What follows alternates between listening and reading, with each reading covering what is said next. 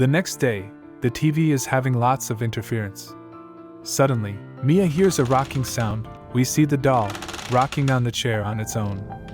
Mia goes to look, and it suddenly stops rocking. Mia is getting a weird feeling about the doll, and asks John to get rid of it. Also, the posture of the doll has changed. John throws the doll in the trash can. The detective tells John and Mia that they were attacked by members of a satanic cult. 2 days later, Mia is working on the sewing machine, and at the same time, the stove turns on automatically. The wrapper on the food expands like a balloon and then explodes. Mia smells the food and goes to look. She finds the whole kitchen on fire. Coming out, Mia falls on the ground, and suddenly, an unknown force pulls her towards the fire. Mia's neighbors come and take her to the hospital, where their daughter is born. Mia expresses her concern about the things happening in the house, so the family moves to a new apartment. In the new house, Mia suddenly comes across the doll. John wants to throw it away, but surprisingly, Mia wants to keep it, with her doll collection. Mia takes a nap while watching TV.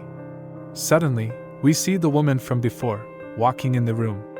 Suddenly, Mia wakes up hearing Leah cry, and the woman disappears. While going out, Mia meets 2 kids on the stairs, who are drawing something.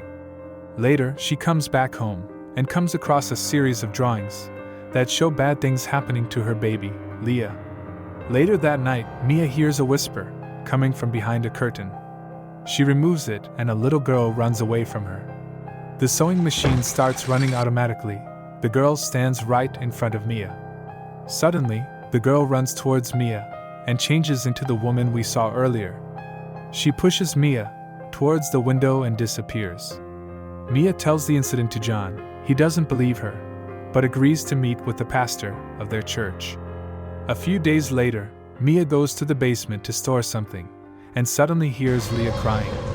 A squeaking sound comes from the corridor, with a baby stroller coming out. Mia hears her baby crying loudly, and the sound is coming from the stroller. Mia goes to inspect, and the cry stops. She removes the cloth, and suddenly a dark hand grabs her forearm.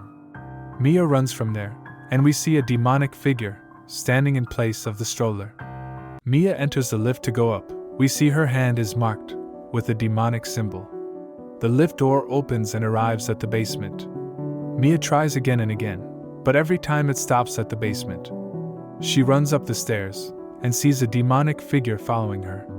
It growls and comes right in front of her face. Mia bandages her wound, but surprisingly, the symbol disappears without any trace. Mia investigates the woman who attacked her before. Her name was Annabelle Higgins, and she was a member of a satanic cult. Mia sees the same symbol marked near the woman who attacked her. Their cult is called the Disciples of Ram. Mia goes to the local library to gather more information on the cult. She tells the librarian that their house might be haunted by ghosts. The librarian, Evelyn, tells Mia that she doesn't think their house is haunted by ghosts, because ghosts only haunt specific places where bad things have happened.